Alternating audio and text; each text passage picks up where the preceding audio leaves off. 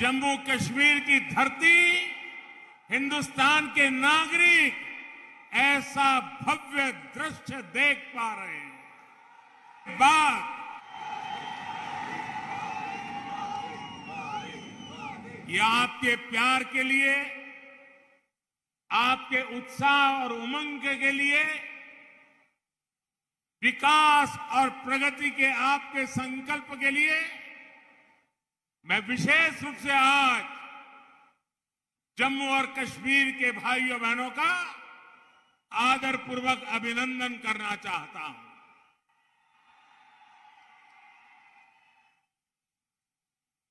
साथियों, न ये भूभाग मेरे लिए नया है, न मैं आपके लिए नया हूं, और मैं यहां की बारीकियों से अनेक वर्षों से परिचित भी रहा हूं, जुड़ा हुआ रहा हूं। मेरे लिए खुशी की बात है कि आज यहां कनेक्टिविटी और बिजली से जुड़े 20,000 करोड़ रुपए, यह आंकड़ा जम्मू कश्मीर जैसे छोटे राज्य के लिए बहुत बड़ा आंकड़ा है। 20,000 करोड़ रुपए के प्रोजेक्ट का लोकार्पण और शिलान्यास हुआ है। जम्मू कश्मीर के विकास को नई रफ्तार देने के लिए राज्य में तेजी से काम चल रहा है। इन प्रयासों से बहुत बड़ी संख्या में जम्मू कश्मीर के नौजवानों को रोजगार मिलेगा। साथियों, आज अनेक परिवारों को गांवों में उनके घर के प्रॉपर्टी कार्ड भी मिले हैं। ये स्वामित्व कार्ड गांवों में नई संभावनाओं को प्रेरित करेंगे। आज 100 जन औषधि केंद्र जम्मू कश्मीर के गरीब और मिडिल क्लास को सस्ती दवाएं, सस्ता सर्जिकल सामान देने का माध्यम बनेंगे। 2020 तक देश को कार्बन न्यूट्रल बनाने का जो संकल्प देश ने उठाया है, उसी दिशा में भी जम्मू कश्मीर ने आज एक बड़ी पहल की है। ग्लासगो में दुनिया के बड़े बड़े दिग्गज इकट्ठे हुए थे। कार्बन न्यूट्रल को लेकर के बहुत सारे भाषण हुए, बहुत सारे बयान हुए, बहुत सारी घोषणाएं हुई, लेकिन ये हिंदुस्तान है जो ग्लासगो के संकल्प को आज जम्मू कश्मीर की एक छोटी पंचायत, पल्ली पंचायत के अंदर देश की पहली कार्बन न्यूट्रल पंचायत बनने की तरफ आगे बढ़ रहा है। आज मुझे पल्ली गांव में देश के गांवों के जनप्रतिनिधियों के साथ जुड़ने का भी अवसर मिला है। इस बड़ी उपलब्धि और विकास के कामों के लिए जम्मू कश्मीर को बहुत बहुत बधाई। यहां मंच पर आने से पहले मैं यहां के पंचायत के सदस्यों के साथ बैठा था। उनके सपने, उनके संकल्प और उनके नेक इरादे मैं महसूस कर रहा था। और मुझे खुशी तब हुई कि मैं दिल्ली के लाल किले पर से सबका प्रयास, ये बोलता हूं, लेकिन आज जम्मू कश्मीर की धरती ने, पल्ली के नागरिकों ने सबका प्रयास क्या होता है, ये मुझे करके दिखाया है। यहां के पंच सरपंच मुझे बता रहे थे कि जब यहां में एक कार्यक्रम का आयोजन तय हुआ तो सरकार के लोग आते थे, कॉन्ट्रैक्टर्स आते थे, सब बनाने वाले। अब यहां तो कोई ढाबा नहीं है, यहां तो कोई लंगर नहीं चलता है। ये लोग आ रहे तो उनको खाने का क्या करे? तो मुझे यहां के पंच सरपंच ने बताया कि हर घर से,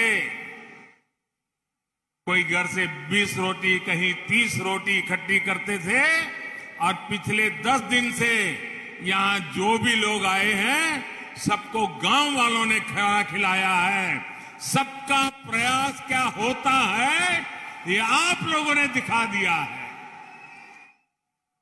मैं हृदय से यहां के सभी मेरे गांव वासियों को आदरपूर्वक नमन करता हूं।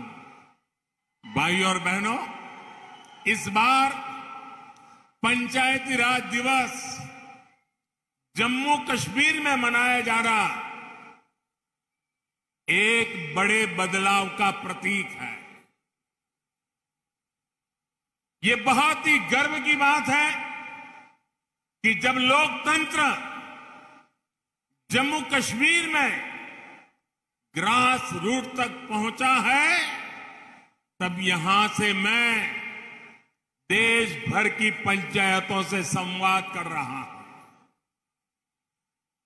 हिंदुस्तान में पंचायती राज व्यवस्था लागू हुई, बहुत ढोल पीटे गए, बड़ा गौरव भी किया गया, और वो गलत भी नहीं था।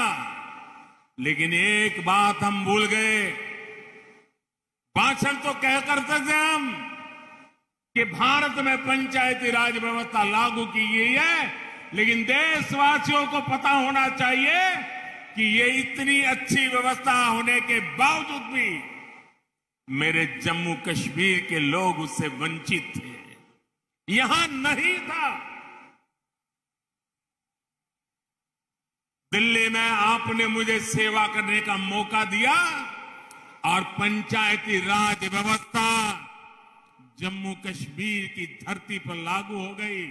अकेले जम्मू कश्मीर के गांवों में 30,000 से ज्यादा जनप्रतिनिधि चुन करके आए हैं और वो आज यहां का कारोबार चला रहे हैं। यही तो लोकतंत्र की ताकत होती है। पहली बार त्रिस्तरीय पंचायती राज व्यवस्था, ग्राम पंचायत, पंचायत समिति और डीडीसी के चुनाव यहां शांतिपूर्ण तरीके से संपन्न हुए और गांव के लोग गांव का भविष्य तय कर रहे हैं। साथियों, बात डेमोक्रेसी की हो या संकल्प डेवलपमेंट का हो, आज जम्मू कश्मीर पूरे देश के लिए एक नया उदाहरण प्रस्तुत कर रहा है। बीते 2-3 सालों में जम्मू कश्मीर में विकास के नए आयाम बने हैं। केंद्र के लगभग 250 कानून जो जम्मू के नागरिकों को अधिकार देते थे, वो लागू नहीं किए जाते थे। हमने जम्मू कश्मीर के हर नागरिक को एम्पावर करने के लिए उन कानूनों को लागू कर दिया और आपको ताकतवर बनाने का काम कर दिया। जिनका सबसे अधिक लाभ यहां की बहनों को हुआ, यहां की बेटियों को हुआ, यहां के गरीब को, यहां के दलित को, यहां के पीड़ित को, यहां के वंचित को हुआ है। आज मुझे गर्व हो रहा है कि आजादी के 75 साल के बाद जम्मू कश्मीर के मेरे वाल्मीकि समाज के भाई बहन हिंदुस्तान के नागरिकों की बराबरी में आने का कानूनी हक प्राप्त कर सके हैं। दशकों दशक से जो बेड़िया वाल्मीकि समाज के पांव में डाल दी गई थी, उनसे अब वो मुक्त हो चुका है। आजादी के 7 दशक के बाद उसको आजादी मिली है। आज हर समाज के बेटे बेटियां अपने सपनों को पूरा कर पा रहे हैं। जम्मू कश्मीर में बरसों तक जिन साथियों को आरक्षण का लाभ नहीं मिला, अब उन्हें भी आरक्षण का लाभ मिल रहा है। आज बाबा साहब की आत्मा जहां भी होगी, हम सबको आशीर्वाद देती होगी कि हिंदुस्तान का एक कोना इससे वंचित था।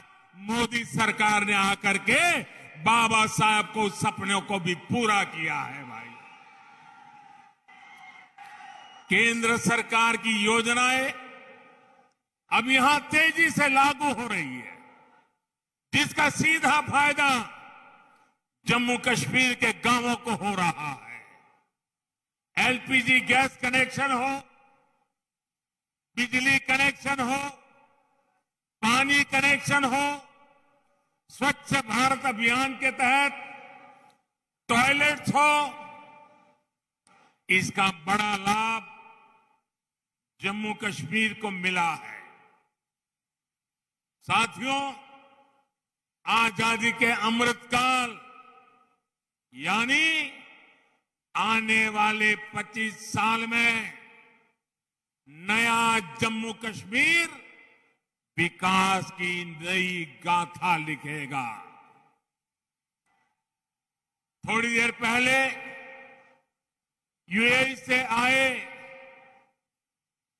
अबू धाबी से आए, दुबई से आए एक डेलीगेशन से बातचीत करने का मुझे अवसर मिला है। वो जम्मू कश्मीर को लेकर बहुत उत्साहित है। आप कल्पना कर सकते हैं, आजादी के 7 दशकों के दरमियान जम्मू कश्मीर में मात्र 17,000 करोड़ रुपए का ही प्राइवेट इन्वेस्टमेंट हो पाया था।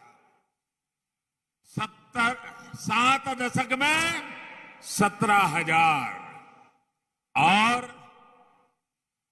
पिछले 2 साल के भीतर भीतर ये आंकड़ा 38,000 करोड़ रुपए पहुंचा है। दोस्तों, 38,000 करोड़ रुपए यहां इन्वेस्टमेंट के लिए प्राइवेट कंपनी आ रही है। साथियों, आज केंद्र से भेजी पाइप भी यहां ईमानदारी से लग रही है और इन्वेस्टर भी खुले मन से पैसा लगाने आ रहे हैं। अभी मुझे हमारे मनोज सिन्हा जी बता रहे थे कि 3 साल पहले यहां के जिलों के हाथ में पूरे राज्य में 5,000 करोड़ रुपया ही उनके नसीब होता था और उसमें लेह लद्दाख सब आ जाता था। उन्होंने कहा, छोटा सा राज्य है, आबादी कम है, लेकिन पिछले 2 साल में जो गति आई है, इस बार बजट में जिलों के पास 22,000 करोड़ रुपए सीधे सीधे पंचायतों के पास विकास के लिए दिए जा रहे हैं। इतने छोटे राज्य में ग्रास रूट लेवल की डेमोक्रेटिक सिस्टम के द्वारा विकास के काम के लिए कहां 5,000 करोड़ और कहां 22,000 करोड़ रुपए ये काम हुआ है। भाइयों, आज मुझे खुशी है, रतले पावर प्रोजेक्ट और क्वार पावर प्रोजेक्ट जब बनकर तैयार होंगे तो जम्मू कश्मीर को पर्याप्त बिजली तो मिलेगी ही। जम्मू कश्मीर के लिए बिजली एक कमाई का बहुत बड़ा नया क्षेत्र खुलने वाला है, जो जम्मू कश्मीर को नई आर्थिक ऊंचाइयों की ओर ले जाएगा। अब देखिए, कभी दिल्ली से एक सरकारी फाइल चलती थी, जरा मेरी बात समझना।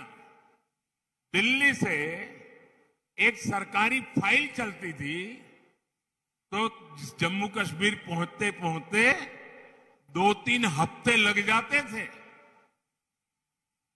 मुझे खुशी है कि आज 500 किलोवाट का सोलर पावर प्लांट सिर्फ 3 हफ्ते के भीतर यहां लागू हो जाता है, बिजली पैदा करना शुरू करता है। पल्ली गांव के सभी घरों में अब सोलर बिजली पहुंच रही है। ये ग्राम ऊर्जा स्वराज का भी बहुत बड़ा उदाहरण बना है। काम के तौर तरीकों में यही बदलाव जम्मू कश्मीर को नई ऊंचाइयों पर ले जाएगा। साथियों, मैं जम्मू कश्मीर के नौजवानों को कहना चाहता हूं, साथियों मेरे शब्दों में भरोसा कीजिए। घाटी के नौजवान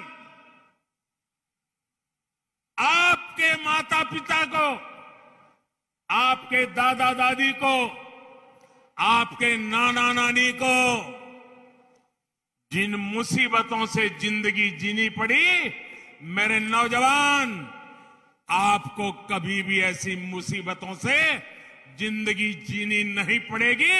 ये मैं करके दिखाऊंगा, ये मैं आपको विश्वास दिलाने आया हूं।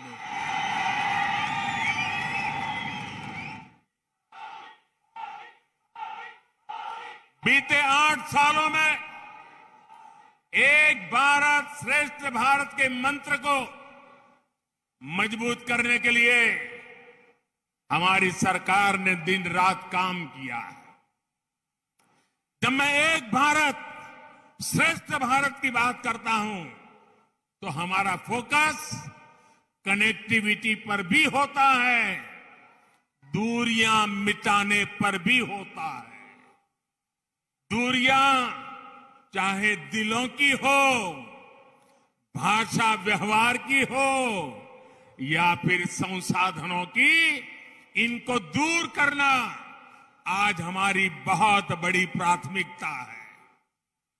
जैसे हमारे डोगरों के बारे में लोक संगीत में कहते हैं, मिठड़ी मिठड़ी ये डोंगरे दी बोली,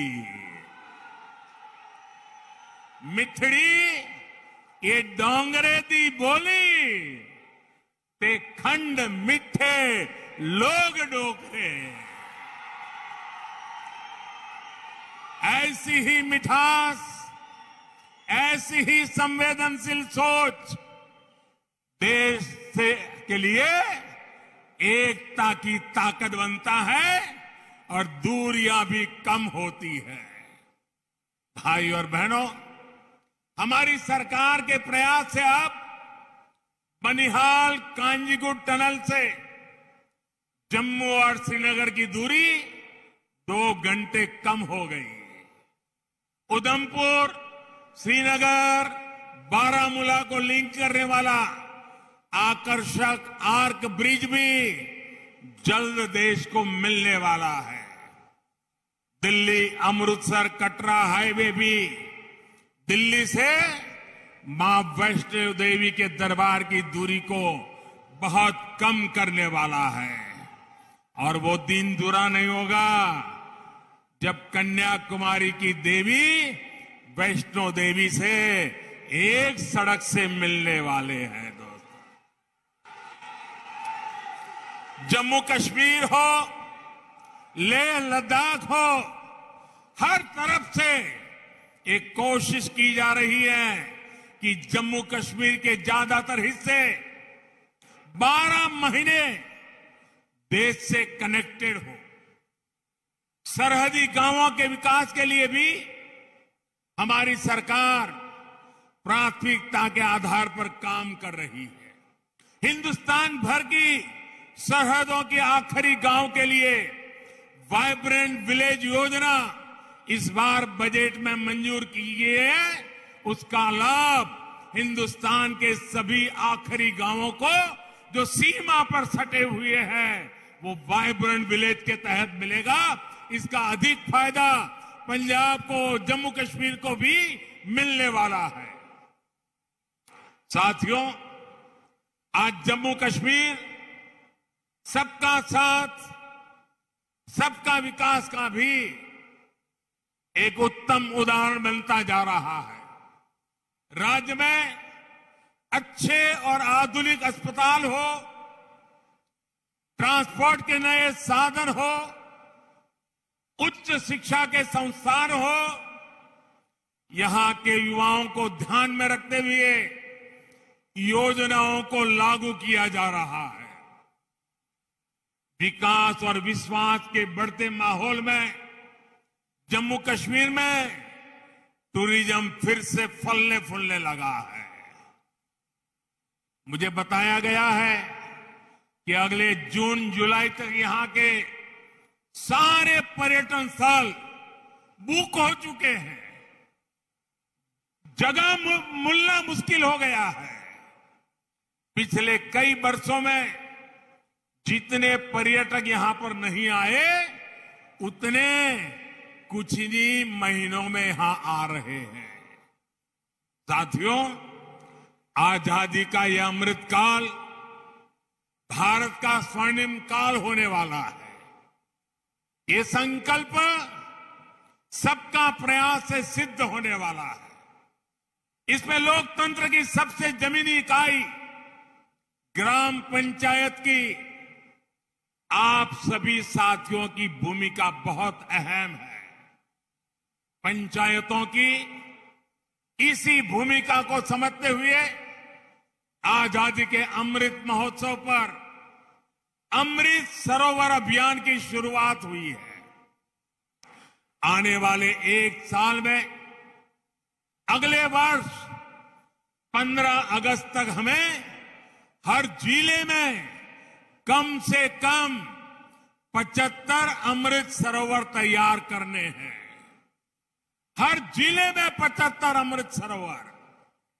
हमें यह भी प्रयास करना है कि इन सरोवरों के आसपास नीम, पीपल, बरगद आदि के पौधे उस इलाके के शहीदों के नाम पर लगाएं। और कोशिश ये भी करनी है कि जब ये अमृत सरोवर का आरंभ करते हो, शिलान्यास करते हो, तो उस शिलान्यास भी किसी न किसी शहीद के परिवार के हाथों से, किसी स्वतंत्र सेनानी के परिवार के हाथों से कराएं। और आजादी के लिए ये अमृत सरोवर के अभियान को हम एक गौरवपूर्ण पृष्ठ के रूप में जोड़े। भाइयों और बहनों, बीते सालों में पंचायतों को अधिक अधिकार, अधिक पारदर्शिता और टेक्नोलॉजी से जोड़ने के लिए निरंतर प्रयास किए जा रहे हैं। ई ग्राम स्वराज अभियान से पंचायत से जुड़ी प्लानिंग से लेकर पेमेंट तक की व्यवस्था को जोड़ा जा रहा है। गांव का सामान्य लाभार्थी अब अपने मोबाइल फोन पर ये जान सकता है कि पंचायत में कौन सा काम हो रहा है, उसका स्टेटस क्या है, कितना बजट खर्च हो पा रहा है। पंचायत को जो फंड मिल रहे हैं, उनके ऑडिट की ऑनलाइन व्यवस्था की गई है। सिटीजन्स चार्टर कैंपेन के जरिए राज्यों और ग्राम पंचायतों को प्रोत्साहित किया जा रहा है कि वो जन्म प्रमाण पत्र, शादी के सर्टिफिकेट, प्रॉपर्टी से जुड़े अनेक विषयों को ग्राम पंचायत के स्तर पर ही हल कर सके। स्वामित्व योजना से ग्राम पंचायतों के लिए प्रॉपर्टी टैक्स की असेसमेंट आसान हो गई है, जिसका लाभ कई ग्राम पंचायतों को हो रहा है। कुछ दिन पहले ही पंचायतों में ट्रेनिंग के लिए आधुनिक टेक्नोलॉजी के उपयोग से जुड़ी नई नीति को भी स्वीकृति दी गई है। इसी महीने 11 से 17 अप्रैल तक पंचायतों के नवनिर्माण के संकल्प के साथ आइकॉनिक वीक का आयोजन भी किया गया, ताकि गांव गांव तक मूलभूत सुविधाओं को पहचान का काम हो सके। सरकार का संकल्प ये है कि गांवों में हर व्यक्ति, हर परिवार के लिए शिक्षा, स्वास्थ्य जैसे हर पहलू का विकास सुनिश्चित हो। सरकार की कोशिश यही है कि गांव के विकास से जुड़े हर प्रोजेक्ट को प्लान करने, उसके अमल में पंचायत की भूमिका ज्यादा हो। इससे राष्ट्रीय संकल्पों की सिद्धि में पंचायत अहम कड़ी बनकर उभरेगी। साथियों, पंचायतों को ज्यादा अधिकार देने का लक्ष्य पंचायतों को सही मायने में सशक्तिकरण का सेंटर बनाने का है। पंचायतों की बढ़ती हुई शक्ति, पंचायतों को मिलने वाली राशि गांव के विकास को नई ऊर्जा दे, इसका भी ध्यान रखा जा रहा है। पंचायती राज व्यवस्था में बहनों की भागीदारी को और बढ़ाने पर भी हमारी सरकार का बहुत जोर है। भारत की बहन बेटियां क्या कर सकती है, ये कोरोना काल की दुनिया भर में भारत के अनुभव ने विश्व को बहुत कुछ सिखाया है। आशा आंगनवाड़ी कार्यकर्ताओं ने कैसे ट्रैकिंग से लेकर टीकाकरण तक छोटे छोटे हर काम को करके कोरोना के खिलाफ की लड़ाई को मजबूती देने का काम हमारी बेटियों ने किया है, हमारी माताओं बहनों ने किया है। गांव के स्वास्थ्य और पोषण से जुड़ा नेटवर्क महिला शक्ति से ही अपनी ऊर्जा पा रहा है। महिला स्वयं सहायता समूह गांवों में आजीविका के, जन जागरण के नए आयाम गढ़ रहे हैं। पानी से जुड़ी व्यवस्थाएं, हर घर जल अभियान में भी जो महिलाओं की भूमिका तय की गई है, उसको हर पंचायत तेजी से व्यवस्थित करे, ये बहुत आवश्यक है। मुझे बताया गया है कि अभी तक 3 लाख पानी समितियां पूरे देश में बन चुकी हैं।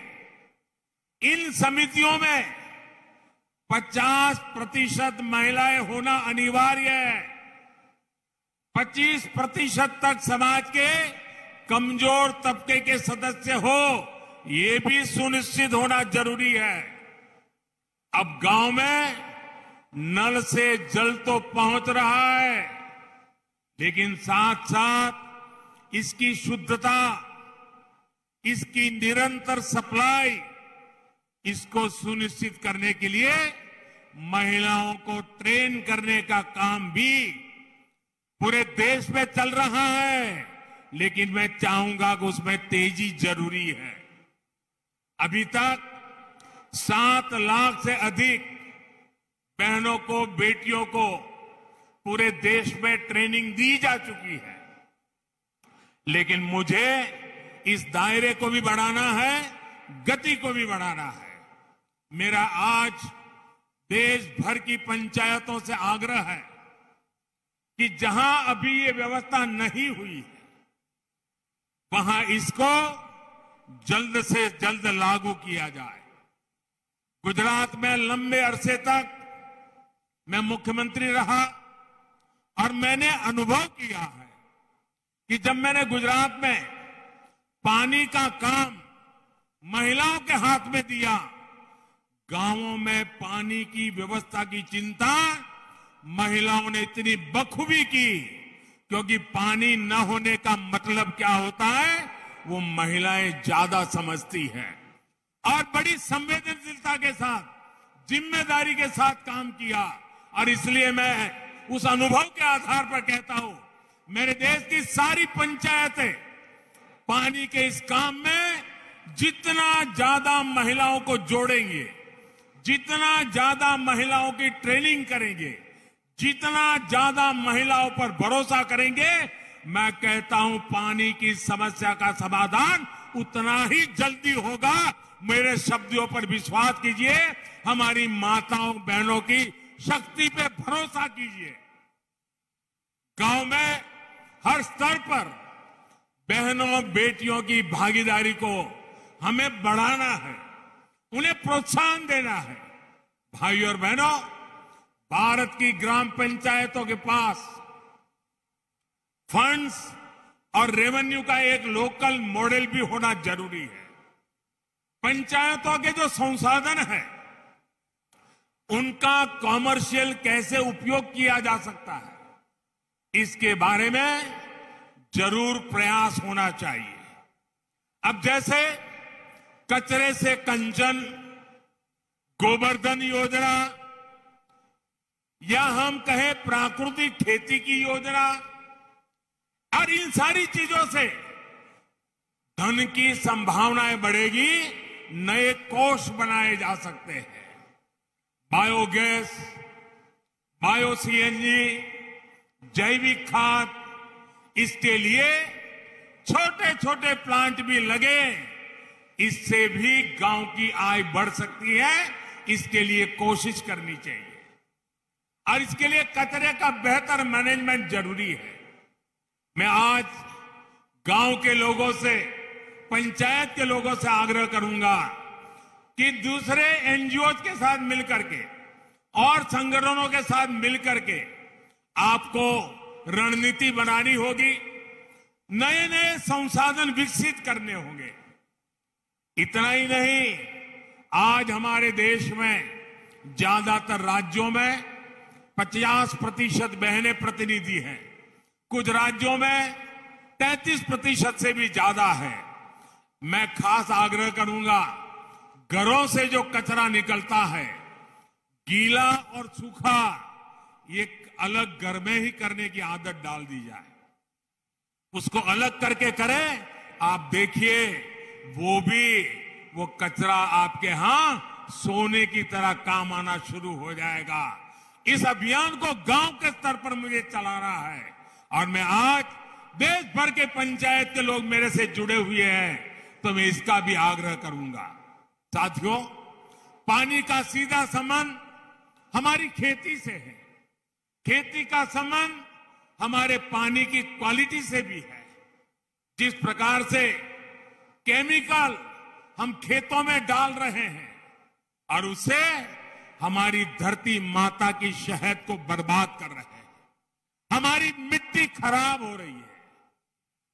और जब पानी, वर्षा का पानी भी नीचे उतरता है तो उस केमिकल लेकर के नीचे जाता है और वही पानी हम पीते हैं, हमारे पशु पीते हैं, हमारे छोटे छोटे बच्चे पीते हैं। बीमारियों की जड़ें हम ही लगा रहे हैं और इसलिए हमें अपनी इस धरती मां को केमिकल से मुक्त करना ही होगा, केमिकल फर्टिलाइजर से मुक्त करना होगा।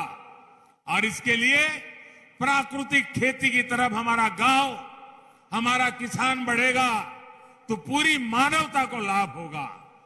ग्राम पंचायती स्तर पर कैसे प्राकृतिक खेती को हम प्रोत्साहित कर सकते हैं, इसके लिए भी सामूहिक प्रयासों की आवश्यकता है। भाइयों और बहनों, प्राकृतिक खेती का सबसे अधिक लाभ अगर किसी को होगा तो वो मेरे छोटे किसान भाइयों बहनों को होने वाला है। इनकी आबादी देश में 80% से अधिक है जब कम लागत में अधिक फायदा होगा तो ये छोटे किसानों के लिए बहुत प्रोत्साहन देगा। बीते सालों में केंद्र सरकार की नीतियों का सबसे अधिक लाभ हमारे इन छोटे किसानों को हुआ है। पीएम किसान सम्मान निधि से हजारों करोड़ रुपए इसी छोटे किसान के काम आ रहे हैं। किसान रेल के माध्यम से छोटे किसान के फल सब्जियां भी पूरे देश के बड़े बाजारों तक कम कीमत में पहुंच पा रही है। एफपीओ यानी किसान उत्पादक संघों के गठन से भी छोटे किसानों को बहुत ताकत मिल रही है। इस साल भारत ने विदेशों को रिकॉर्ड फल सब्जियां एक्सपोर्ट की हैं, तो इसका बड़ा लाभ भी देश के छोटे छोटे किसानों को हो रहा है। साथियों, ग्राम पंचायतों को सबको साथ लेकर एक और काम भी करना होगा। कुपोषण से, एनीमिया से देश को बचाने का जो बीड़ा केंद्र सरकार ने उठाया है, उसके प्रति जमीन पर लोगों को जागरूक भी करना है। अब सरकार की तरफ से जिन योजनाओं में भी चावल दिया जाता है, उसको फोर्टिफाई किया जा रहा है, पोषण युक्त किया जा रहा है। ये फोर्टिफाइड चावल स्वास्थ्य के लिए कितना आवश्यक है, इसको लेकर जागरूकता फैलाना हम सभी का दायित्व है।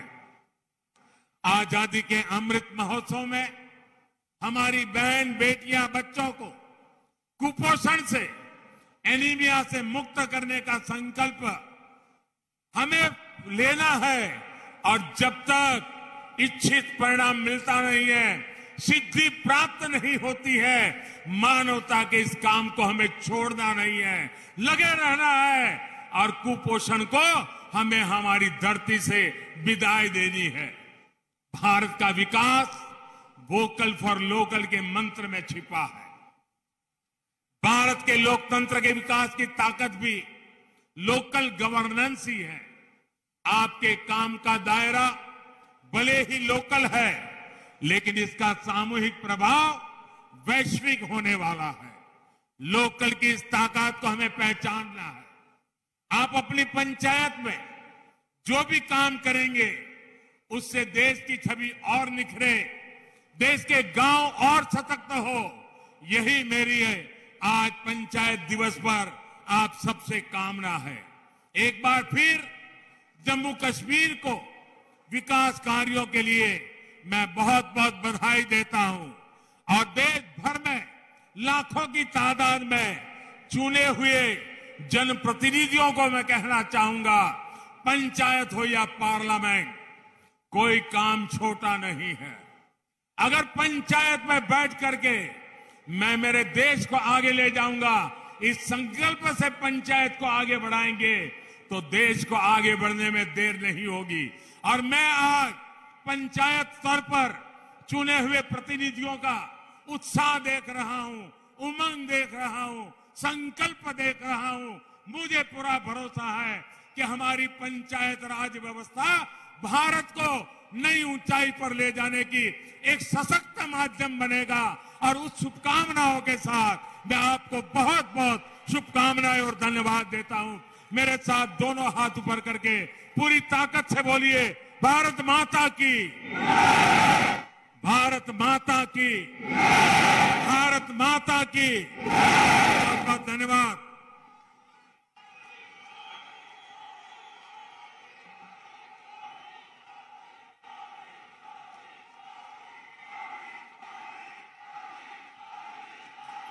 बहुत बहुत धन्यवाद माननीय प्रधानमंत्री महोदय। हम सबको विश्वास है बदल रहे भारत पर, इसकी नई गति पर, इसके आगे निकल जाने के संकल्प पर। मेरा देश बदल रहा है, संवर रहा है मेरा देश। धन्यवाद प्रधानमंत्री जी। आप सभी जो विशाल जनसमूह के रूप में माननीय प्रधानमंत्री जी को सुनने के लिए यहाँ राष्ट्रीय पंचायत दिवस